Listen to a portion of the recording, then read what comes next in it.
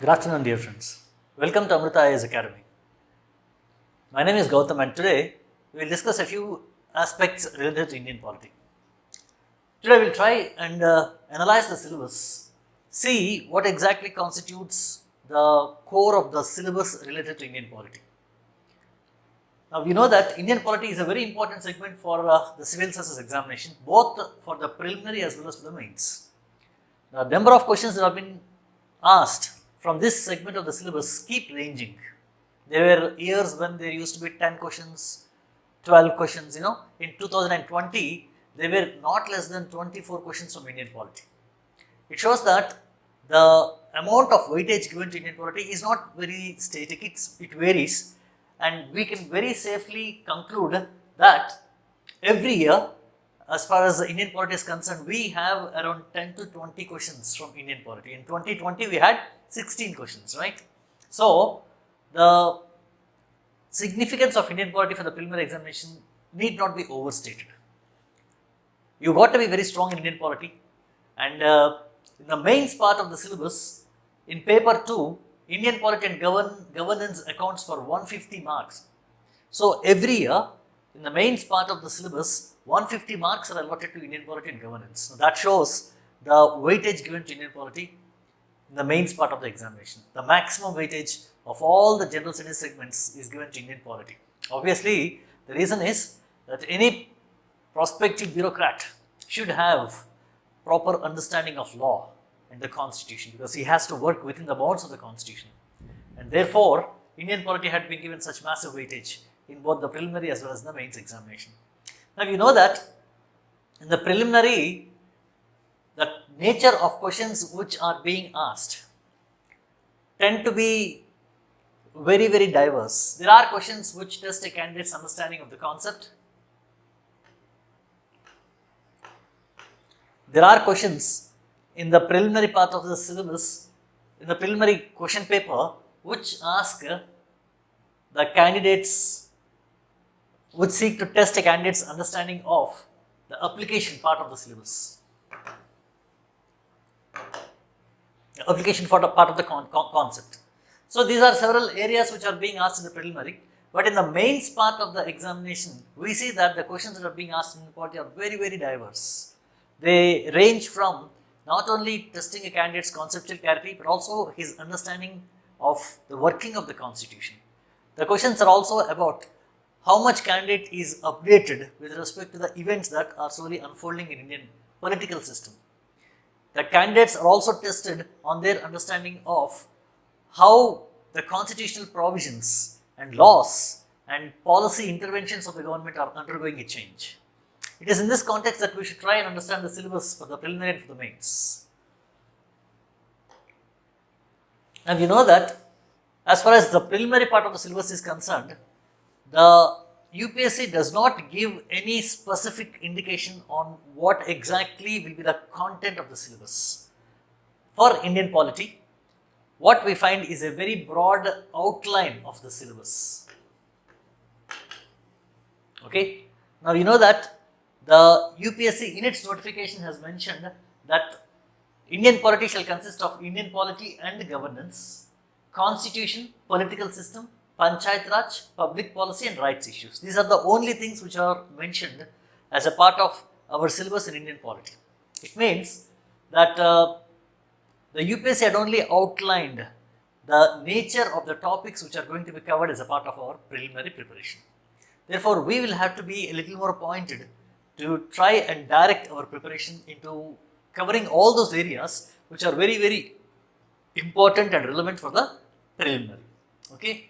Now, if we look at the syllabus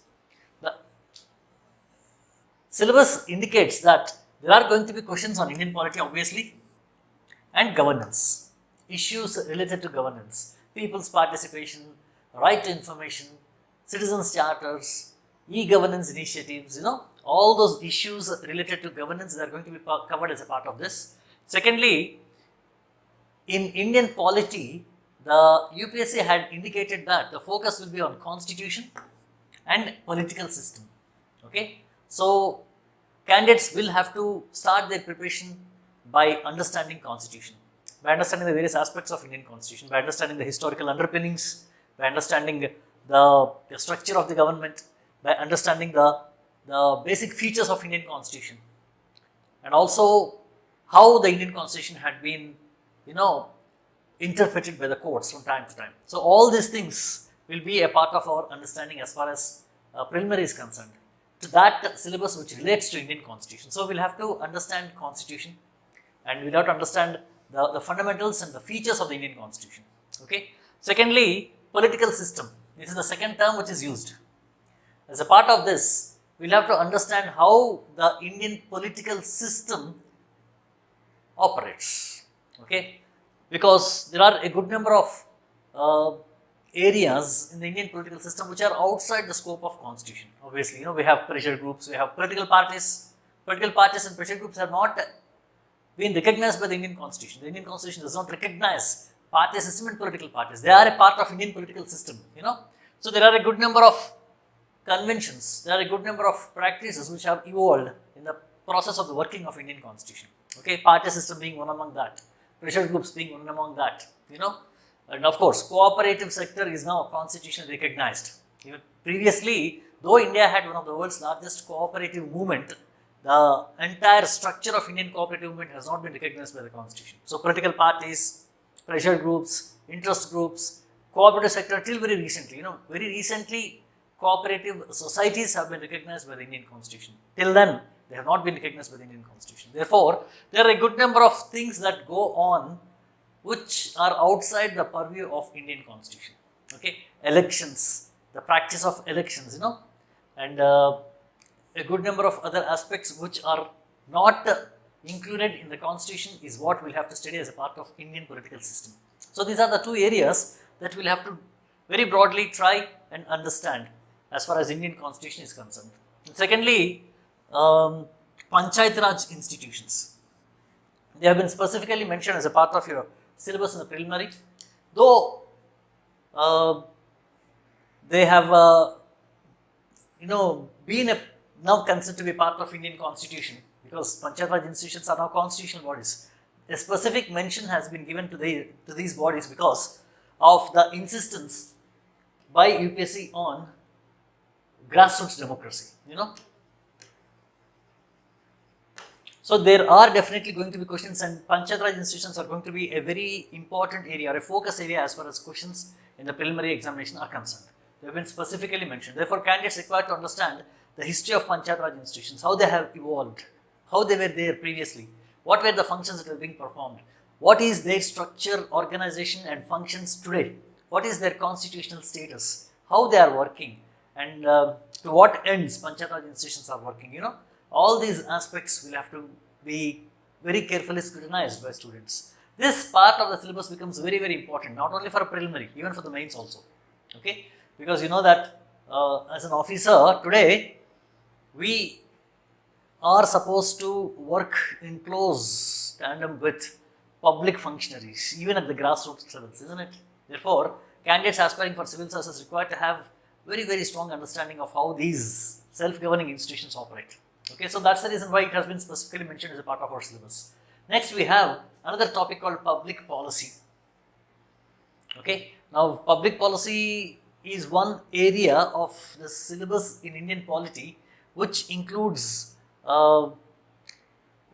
governmental interventions in various sectors like health sector, in educational sector. What were the government's interventions and how these policies formulated and implemented by the government, by the state, have had their impact. What is the nature of administrative intervention?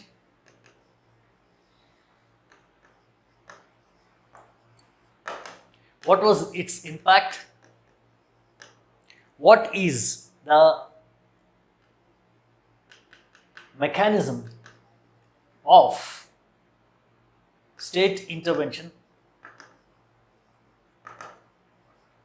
What are the institutional structures associated with this? Like, we have ministries, okay? We have departments, right? And we have nodal agencies. How are these organizations involved in the process of public policy formulation, its implementation? What are the lacuna, and how do we improve on the implementation of these public policies. These are the areas that we require to discuss as a part of our syllabus. Okay. Now, finally,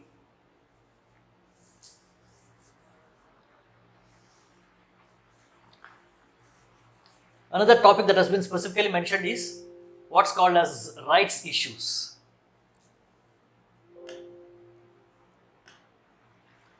Rights issues also has been specifically mentioned as a part of our syllabus in the preliminary. Now we know that in recent times, rights and demand for rights has assumed a very important place as far as Indian polity is concerned. Now we know that as democracy deepens, as democracy becomes more and more comprehensive, as more and more social groups are involved in the democratic process, exercising franchise, making known their demands, socializing their demands, organizing themselves into associations to increase their bargaining and negotiating power. As democracy deepens, the rights issues begin to gather more and more importance. It is in this context that the syllabus had specifically included this topic called rights issues. Rights issues related to the deprived sections. Rights issues related to the deprived sections. Okay, like the backward classes, or the scheduled tribes, scheduled castes, women. Okay, rights of the specially abled people, right? So all these segments of the society whose rights have previously been ignored are now gaining more and more importance because of their assertion of their rights. It is in this context that the rights issues, how they have impacted the Indian political system, what has been the response of Indian political system to these issues related to rights, all these assume a lot of importance as a part of our preparation for civil services preliminary. Okay, so civil services preliminary requires candidates to be conversant with Indian Constitution, the working of Indian Constitution, the historical underpinnings of the Indian Constitution, the nature of Indian political system, and how the Indian political system had been evolving, right?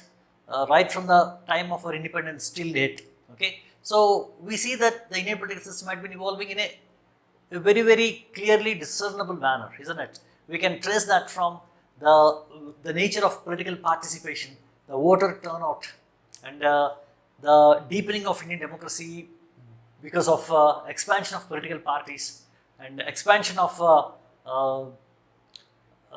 organizations which cater to the needs of individuals, strengthening of civil society, increasing people's rights like right to information, and all these things, they all indicate the way the Indian political system has been evolving. So candidates require to be conversant with all these aspects related to Indian political system. Okay, so as a part of this, we'll have to study the nature of electoral system in India, the nature of people's political participation, party system in India, and how the party system in India had evolved, from a single party dominant political system, we have evolved into the world's largest multi-party parliamentary democracy. So how the Indian political system had evolved and how the Indian party system reflects the nature of Indian political system, all these things are what we'll have to study as a part of this Indian political system. Okay, as a part of Panchayat Institutions, we'll have to understand how these institutions of local governments have been created, what were their purposes, how they had evolved, how they have become powerless, firstly in the medieval period and again during the British rule, and how after independence the government of India tried to revive these local bodies, and what were the nuances of the 73rd and the 74th Constitutional Amendment Acts, what was their impact, and how did they intervene in revitalizing these local bodies. All these things we'll have to study as a part of our preliminary. Okay, so if we try to identify areas which we'll have to deal with as a part of this syllabus mentioned by UPSC, we can come out with certain areas which we can identify. So what are the topics that we require to cover as a part of our preliminary? Now, indicating the sketchy manner in which UPSC had presented the syllabus, we will try to identify those areas very broadly. though not in a very detailed manner, very broadly what are the areas that we will have to deal with as a part of our preparation for civil services preliminary and mains. First, we will discuss preliminary. Now, the topics that we require to cover as far as Indian Constitution is concerned include, firstly, the historical background of the Indian Constitution. Okay, so this includes all those historical events that have shaped the making of Indian Constitution and the principles of Indian Constitution. Now, you know that constitutionalism in India has a history that was even before our independence. You know that when the British were ruling over us, a good number of laws were made by British Parliament through which they tried to organize a government. And these laws were considered to be interim constitutions. And you know that the historical background of the Indian Constitution begins with this constitutional development in India.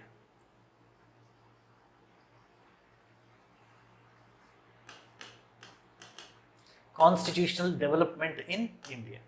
Okay, so as a part of this topic, we'll have to discuss the Regulating Act of 1773, the Pitt's India Act of 1784, the Indian Charter Act of 1793, the Indian Charter Act of 1813, the Indian Charter of Act of 1833, Indian Charter Act of 1853, the Government of India Act 1858, Indian Councils Act of 1861, and so many other acts. We'll have to cover all these as a part of the historical background of Indian Constitution. Okay.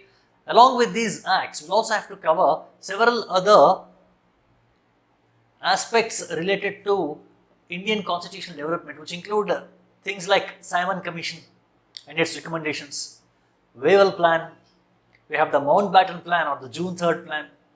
We also have several other proposals put forward by the British in the form of Cripps Mission Plan, Cabinet Mission Plan. All these things we'll have to discuss as a part of historical background to Indian Constitution. These were the factors that shaped the making and the prominent features or principles of Indian Constitution.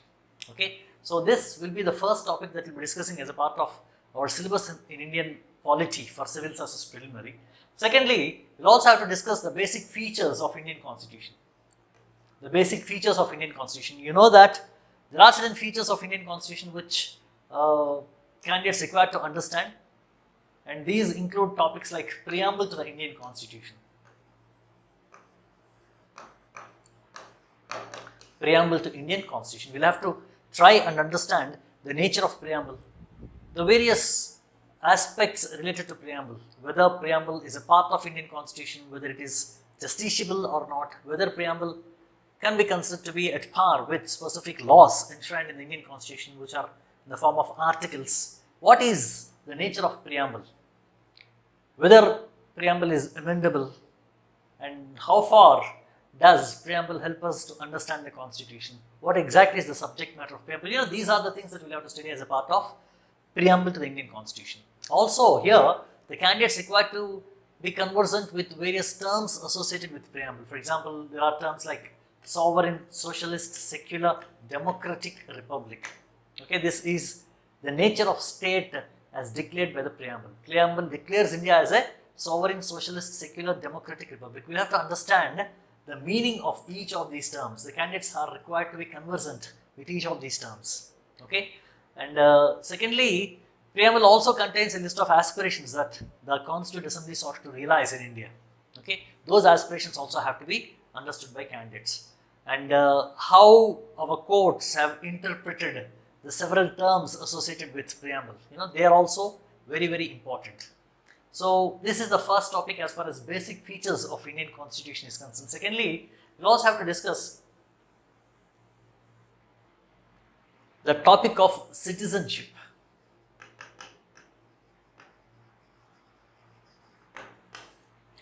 What exactly is citizenship, and what are the constitutional provisions related to citizenship? Now, you know that Articles 5 to Articles 11 of the Indian Constitution contain provisions related to citizenship. So, what are the constitutional provisions? What are the methods through which we can acquire citizenship? What are the ways through which an individual can renounce his Indian citizenship? And what are the terms and conditions for a person to be a naturalized citizen of India. Okay, what are the principles of citizenship? We have principles like jus soli, jus sanguinis, all these are principles related to citizenship. So candidates required to be conversant with these principles and the constitutional provisions related to citizenship. And we also have to have a very brief understanding about the law made by Parliament called the Indian Citizenship Act.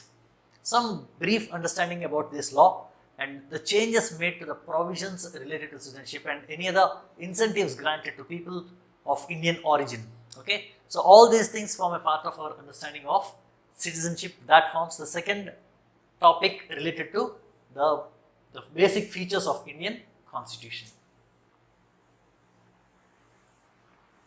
Thirdly, we also have to take a look at a topic called fundamental rights. Okay, now we know that part 3 of the Indian Constitution from Articles 12 to 35 contain provisions related to fundamental rights. So here, the candidates required to understand what is the essence of a fundamental right. Why are these rights considered fundamental? How are these rights different from other legal rights or ordinary rights granted by the Constitution? There are some rights which are granted to the Indian citizens outside Part 3. They are called as ordinary rights. There are some rights which are granted by Parliament through a law. For example, the Parliament had granted right to information as a statutory right. The Parliament had granted right to education as a statutory right through a law made by Parliament in 2009. All these are rights which have been recognized by Parliament through a law. How are these fundamental rights different from these ordinary rights? Okay. And secondly, we'll also have to be conversant with the different type of fundamental rights granted to the citizens. There are some rights which are granted related to liberty, equality. There are some cultural and social rights which are granted to individuals which are considered important for an individual to protect his culture. Okay. There are some rights which are granted to individual related to adoption, practice, propagation and profession of one's religion. Okay. There are rights related to seeking remedies in case our fundamental rights are violated.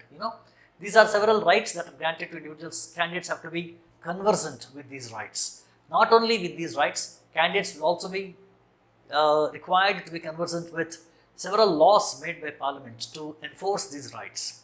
The candidates will also have to have an understanding of the way these rights have been interpreted by courts. For example, right to freedom of speech and expression, which is considered to be a very important right and the very backbone of Indian democracy, has been interpreted by Indian Parliament, has been interpreted by Supreme Court in various ways. Supreme Court had interpreted this right to freedom of speech and expression as right to express one's views, either through words or through deeds or through actions or through writings or through publications or through broadcasting. This right can be exercised by individuals even by maintaining silence. This right can be exercised by individuals by campaigning or carrying on a movement. This right can be exercised by individuals by way of exchanging thought with the entire world through the medium of internet. So this right had been given a very, very wide coverage by our courts. And Supreme Court had very specifically mentioned that this freedom of speech and expression has to be interpreted by courts to expand its domain and not to restrict it. This right has to be interpreted by courts so that this is expanded. This right is expanded and this right is not restricted in any way. That is the way this right has to be interpreted by the courts as said by our Supreme Court. So, that Supreme Court has come out with good number of interpretations related to our rights. So, candidates will have to be conversant with these aspects related to fundamental rights. Also, how certain rights have changed over a period of time. How certain rights have been interpreted by courts to include a good number of other implied or implicit rights. All these things have to be understood by candidates as a part of fundamental rights. The next topic that we'll be discussing as a part of basic features of Indian Constitution is, directive principles of state policy. Now, we know that these are directions issued by the Constitution to the state to follow certain principles while framing its policies. So, what are those principles that the state should follow? while framing its policies are very, very clearly enshrined in the Constitution.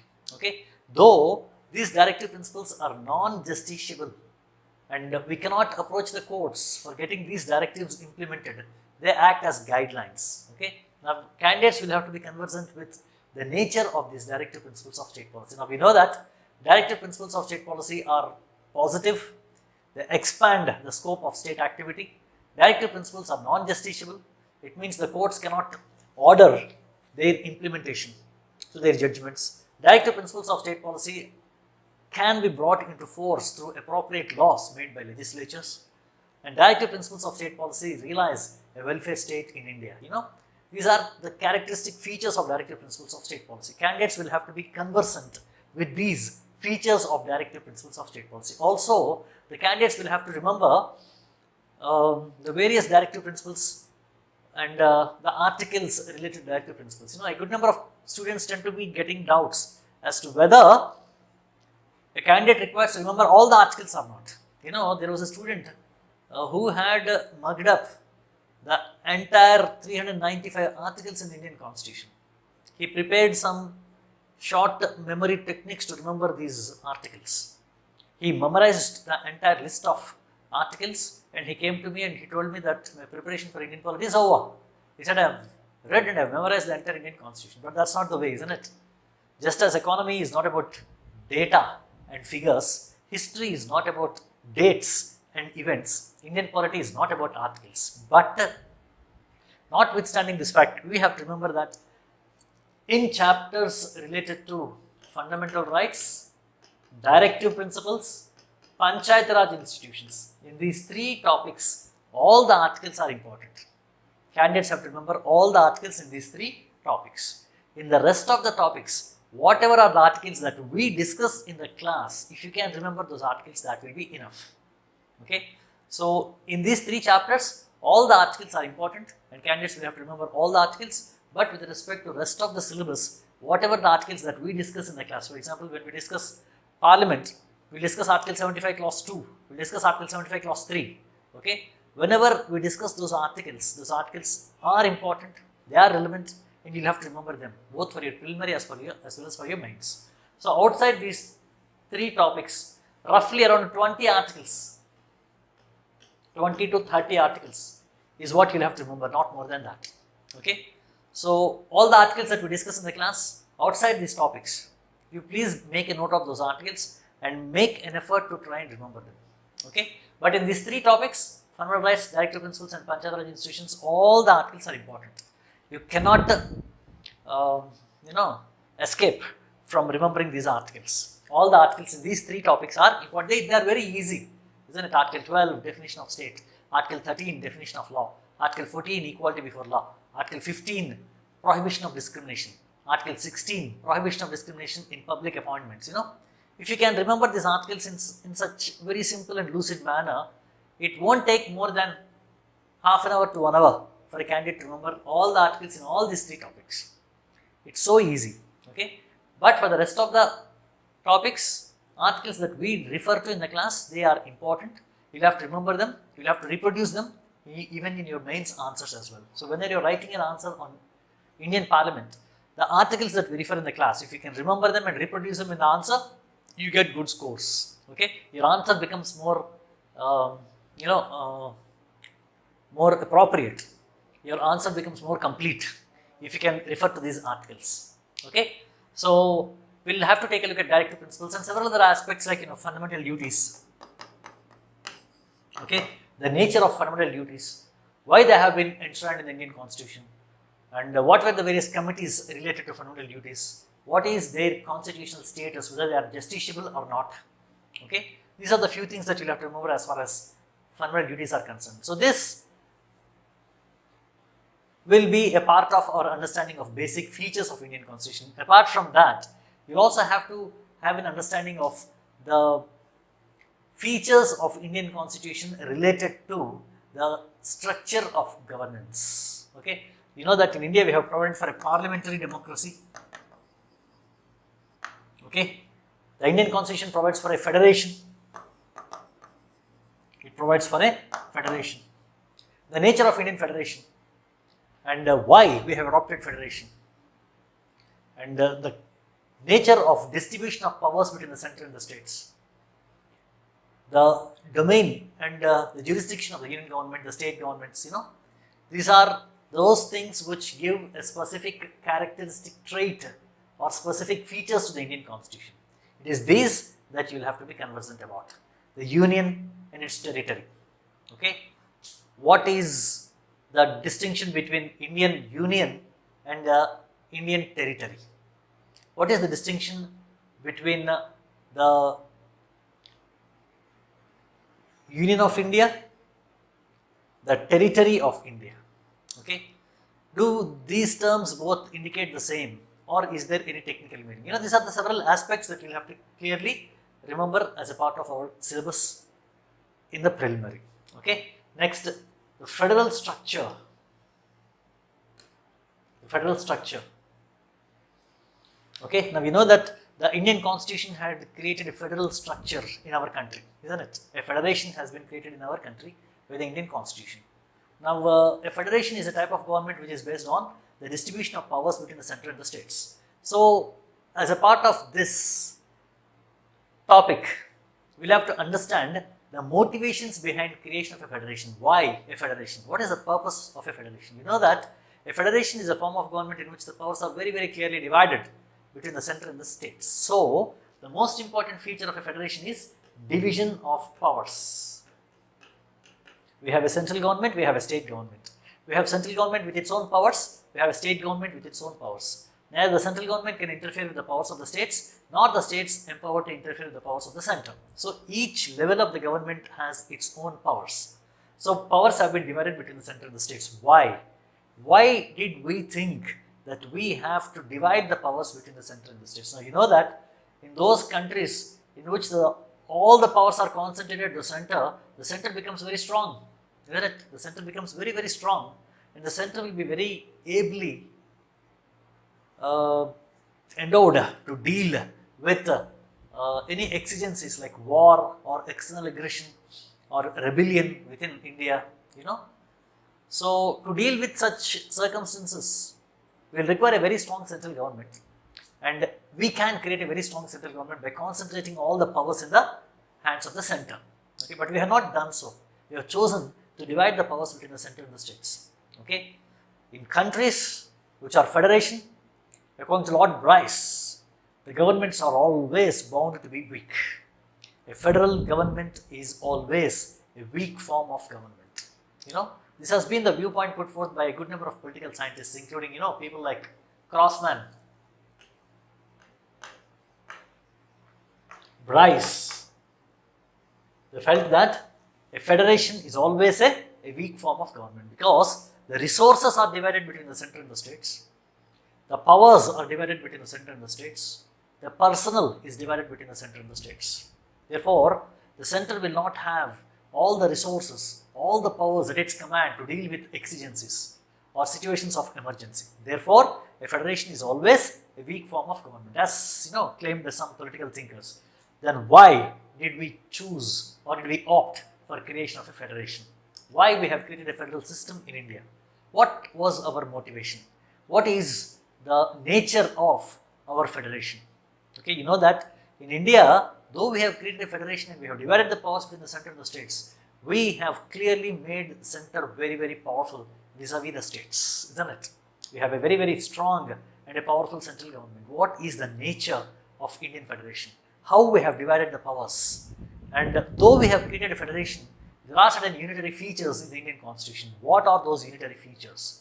And how did we create a strong central government? Now, we can have an understanding of how strong the Indian central government is if we look at the nature of the relations, okay, legislative, executive and financial relations between the center and the state. If we can have a proper understanding about the nature of legislative, executive and financial division of powers and the relations between the center and the state, then we can understand how powerful center we have created. Okay, so this is our understanding of Indian federal system. Candidates will have to be conversant with this. Candidates will also have to be conversant with the several terms associated with Indian Federation. There was one political scientist who described India as quasi-federal. Okay, there was another political scientist who described India as a bargaining federation. A bargaining federation. Okay, there was another political scientist who described India as a cooperative federation. There was another political scientist who described India as a sui generis federation.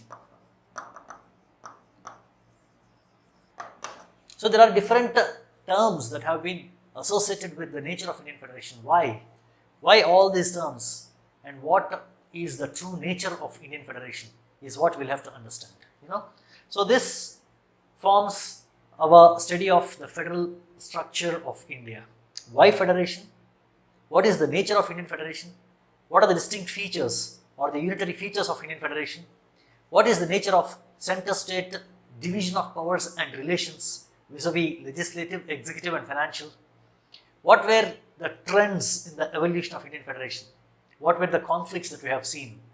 Whether the relationship between the center and the states is in a smooth manner or whether it is ridden with conflicts and misunderstandings. Whether the center and the states have operated a cooperative federation with accommodation and understanding, or whether the Indian Federation has experienced a lot of turbulence and deadlocks because of lack of coordination between the center and the states. What is the nature of Indian Federation and what is our experience with federation and how federation had evolved in our country? These are the things that we'll have to understand as a part of the federal structure. Okay. Next topic that we'll have to discuss as a part of Indian Constitution is organs of the government. Okay, organs of the government at the center and in the states. Here we'll have to look at the legislature, executive and judiciary.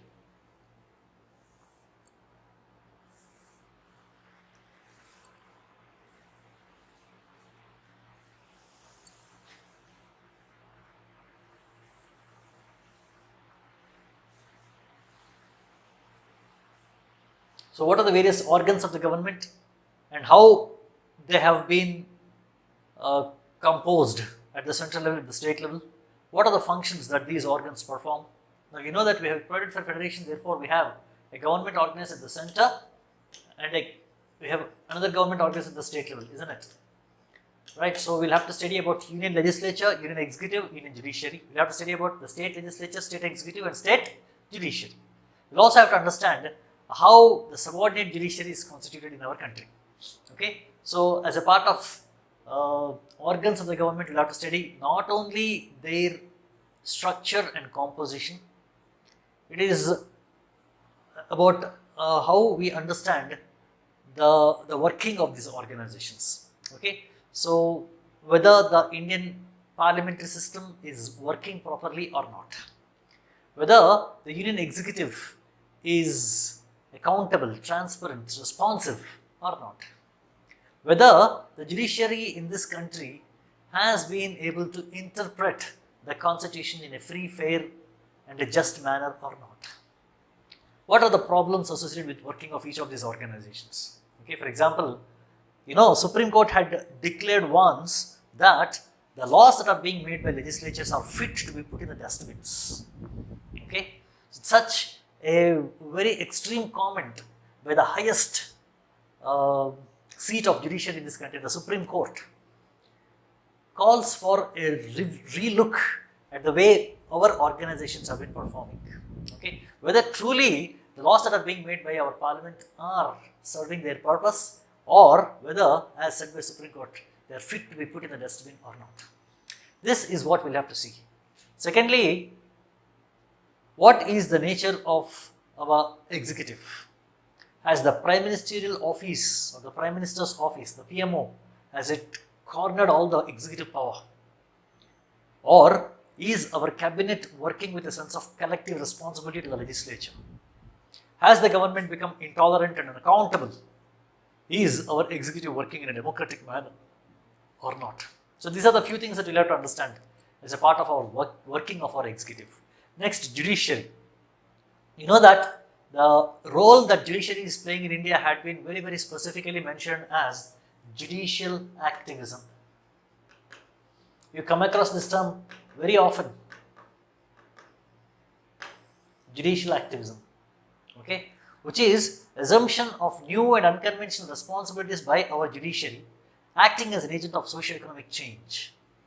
Whether this type of a role being played by judiciary is warranted or not, whether this type of a role being played by judiciary is called for or not, whether it is required or not, what is going to be the impact of this role assumed by judiciary in the Indian political system? Is it going to act as an inertia on the other governmental organs? While judiciary supports this role, there are doubts expressed by a good number of constitutional experts whether this role is desirable or not. Okay?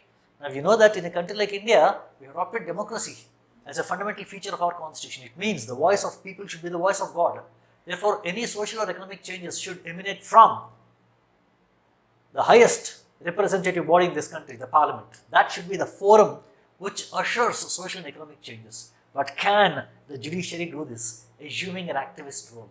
Is judicial activism welcome, or is judicial activism fraught with dangers? Is what we'll have to understand as a part of the role being played by judiciary. Okay, please remember, for the sake of civil services examination, what is very important is that candidate requires to have conceptual clarity. There is no shortcut to this. There is no alternative to this. Conceptual clarity is a must. We'll get that slowly, provided we're able to properly define our terms. Okay. Now, apart from this, understanding of the role of governmental organs at various levels, at the central level, at the state level. Okay. Then we'll also have to take a look at the constitutional and statutory bodies. The constitutional and statutory bodies. We have a good number of constitutional bodies, you know. Constitutional bodies are those which have found their mention and which are recognized by the constitution. So, all those bodies which have found mention in the constitution and which are recognized by the constitution are called as constitutional bodies. We have bodies like Election Commission, the Union Public Service Commission, you know, the State Public Service Commissions, okay, the National Commission for Scheduled Castes, the National Commission for Scheduled Tribes. Okay, these are bodies which have been specifically mentioned in the constitution. So, these bodies have to be studied, their composition, their functions, their working has to be properly understood. Okay. Apart from these, there are several other bodies which are called as statutory bodies. These are bodies which have been created by through a law made by parliament or state legislature. So, bodies which owe their origin to laws made by legislatures are called as statutory bodies. Okay. For example, we have the Central Information Commission, which is a body which has come into existence through a law made by parliament. We have National Human Rights Commission. Okay. National Human Rights Commission was a body created by a law made by parliament through an enactment made by parliament. That is called as statutory bodies. So, we'll have to have a proper understanding of these statutory bodies. Okay. First, we'll have to understand whether a specific body is a constitutional body or a statutory body. There are several other bodies which are called as non-statutory bodies, my dear friends. Non-statutory bodies. Okay. So, a brief understanding of these non-statutory bodies also is very important. There are some bodies which we will have to study about because of the kind of role that they play in the Indian political system. For example, we had a body called the Planning Commission previously. We had a body called the National Development Council. Both of them were non-statutory bodies. These bodies have not been mentioned in the constitution. They have not been formed through a law made by parliament or state legislatures. They have come into existence through an executive order, through a GO, a government order. Okay. Therefore, such type of bodies are called as non-statutory bodies. Though they don't have any legal status, yet they have to be studied as a part of Indian polity because of the kind of role that they play in the Indian political system. Now, you know that for a very long time, our Planning Commission played a very big role in ordering our priorities. So much so that our Planning Commission was sometimes described as a super cabinet. So many policy decisions were taken by Planning Commission. The chief ministers were standing in queues to meet the deputy chairman of Planning Commission to get some funds allotted for their states. The Planning Commission became such a huge body, such an influential body, such a dominant body at the central level that it was sometimes dubbed as a super cabinet. Though it is a non-statutory body, it still played a very, very big role. And that's the reason why we'll have to study such non-statutory bodies also. Okay.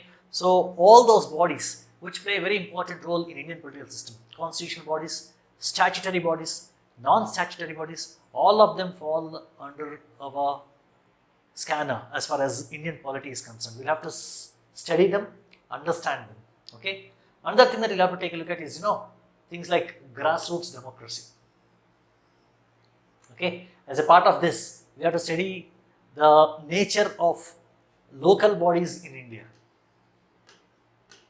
local self-government institutions in India, how they have been constituted, what were the basic problems, why is it that these local bodies had not been very effective for a very long time, how was it that these local bodies went under the control of the state governments, what was done, what were the committees appointed to review the working of local bodies in India, what were their major recommendations, and what is the significance of the 73rd and 74th Amendment Acts, which have been described as almost the Magna Carta for local bodies in India, because they have infused a new life to these local bodies in our country. They have given a new lease of life to these local bodies. What was their impact and how local bodies are present today, and what is the nature of functions which are being performed across the states in India. So this is one other aspect that we have discussed as a part of our understanding on local self-governing institutions in India. Okay. So grassroots democracy, as a part of that, we'll also have to try and understand what other mechanisms are available, organizational structures are available, what were the policy interventions of the state to try and to develop grassroots democracy in India too. We require to understand several other organizational structures, policy interventions of the state to see how grassroots democracy is strengthened in our country. We require to increase the depth of Indian democracy. We require to involve local population so that democracy in India can be truly meaningful. Isn't it? For all this, we will require to strengthen grassroots democracy, and this therefore becomes a very important segment of our preparation for civil services, because grassroots democracy, decentralization of power, empowerment of women and vulnerable sections, these are fundamental themes of our political system, and they have emerged as very, very important criteria for assessment of our governments as well. Okay, so this becomes a very important segment of our preparation. Apart from this, we'll have to look at several other aspects related to Indian constitution, like emergency provisions,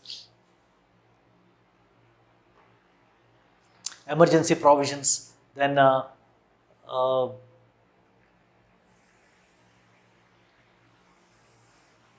administration of union territories and administration of certain special territories like scheduled areas, tribal areas, and the welfare mechanism in the Indian constitution, and several other aspects related to the Indian constitution. All of them you will have to understand. Please remember, for examination of this scale, like the civil service examination, candidates' understanding of constitution should be comprehensive. It should be comprehensive. And this, as I told you, forms a very, very important part of your syllabus. And this accounts for the largest chunk of marks allotted for civil services. Therefore, you should not compromise on your understanding of Indian polity. Your preparation should be comprehensive. You should be prepared to go to an extra yard or extra length to try and gain expertise in Indian polity. So this becomes very, very important. Okay. The next aspect of our understanding as far as the preliminary is concerned is the working of Indian constitution, how the Indian constitution has been working. Okay. So after having got conversant with all the important concepts related to the Indian Constitution, we'll have to concentrate on understanding the democratic process, the nature of elections, the nature of party system, the role of pressure groups, the level of political participation, electoral behavior, the problems associated with electoral behavior, need for electoral reforms, how is the democratic process working? This is another area of our interest as far as Indian polity is concerned. We'll have to be conversant with this. We have an NCERT book called Democratic Politics. Okay, that's a very important book because you see that the insistence of civil services has been on candidates' understanding of this basic element of Indian polity, democracy, and how you have understood this. I've known a good number of candidates who are not able to single out the important quality which makes us a democracy. I have not seen students who are very, very sure in trying to answer the question as to what do you think is the most important quality which makes us a democracy.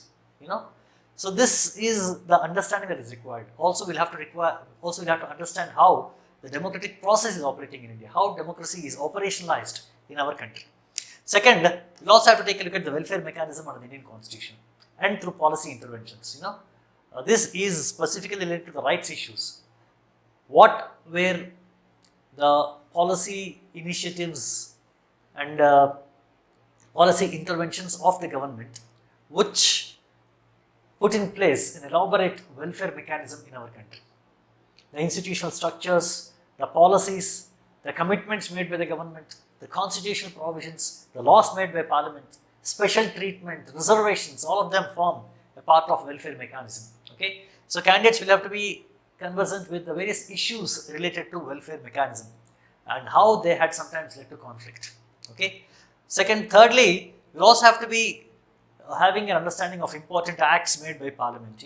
Their impact. For example, we have the farm laws which have recently been proposed by the government, which led to a nationwide furore and a lot of inhibitions and doubts expressed by several agriculturist groups. What was the impact of these acts and how these acts have brought out a new wave of politics in India, So these are the things that you'll have to understand. So important acts made by parliament, along with this important judgments given by courts. Okay, because it is through the interpretations given by the courts related to various terms and phrases or articles in the Constitution that we understand our Constitution. The Supreme Court is the highest, the Supreme Court is the final interpreter of Indian Constitution. The Supreme Court has the power of final interpretation of Indian Constitution. Okay, so it is through the judgments given by the courts that we understand our Constitution. Okay, apart from that, we also have to understand the dynamics of Indian Federation, the working of Indian parliamentary system. What are the problems? Why is there such low presence of members in the parliament? Why is it that the parliamentary debates have lost in their quality? And why is it that too much of parliamentary time is being spent on bickerings between the various political parties rather than addressing public issues? And why is it that we witness a falling standard of debates in the parliament and falling standards of morality among the parliamentarians? These are the few things that we'll have to understand. Apart from that, the nature of Indian judicial system, how judicial system has been working in this country. So all these things form a part of our understanding of Indian polity. Okay, the next topic that we'll have to discuss as a part of Indian polity is issues related to governance. The initiatives taken by the government, like e-governance, smart governance, then the steps taken to increase transparency in governance through, access to information. Okay, because we understand that for democracy to be really meaningful, candidates have to be empowered through information. So what steps have been taken by the government to increase access to information to the citizens? The important elements of the Right to Information Act is what we'll have to study. Several other initiatives launched by the government, like the citizens charters and the e-governance initiatives and public-private partnerships and new models of governance. All these things we'll have to study as a part of issues related to governance. Steps taken for enhancing people's participation in governance, okay, to increase accountability and responsiveness of the government, to increase the interface between the people and the government. What steps have been initiated? Those also form a part of our syllabus in political science, in general studies, Indian polity. Finally, candidates will also have to understand the nature of local governance in India. So, all these are issues related to governance. Next, the last topic that we will be discussing as a part of Indian polity in civil services preliminary is rights issues. Okay, so you know that today we see more and more assertion on the part of various social groups for newer and newer rights. That has led to a lot of issues. You know, we have seen demands for rights by specially abled people. We have seen demands for rights by socially underprivileged sections. We have seen demands for rights by women and feminist groups. We have seen demands for rights by individuals with special needs, like the lesbians, gays, and rights for privacy, the right to privacy, right to delivery of public services, right to information, right to individual sexual preferences. All these are new rights which are now being demanded by people. All these are leading to several issues in the Indian political system. It is these demands for new rights, the movements that are being carried out for these newer rights, which has put a new stress on Indian political system. What are the issues that are being thrown up, and how the government is responding to these issues forms the next topic for our discussion in Indian polity. With this, we will be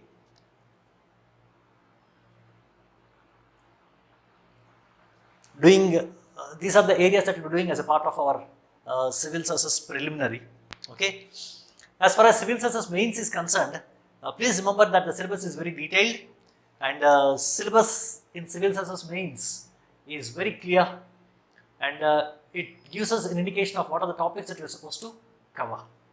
The emphasis on civil services mains is on both structures as well as on the processes. It requires conceptual clarity. It requires candidates to be interdisciplinary in their approach towards Indian polity.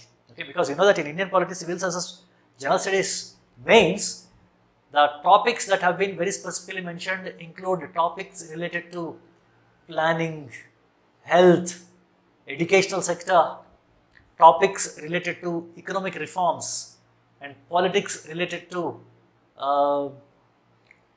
development, the role of administration or bureaucracy in development, and the politics associated with that. This is a very, very comprehensive part of your syllabus, and for candidates who are preparing for civil services mains, please remember that you will have to keep your preparation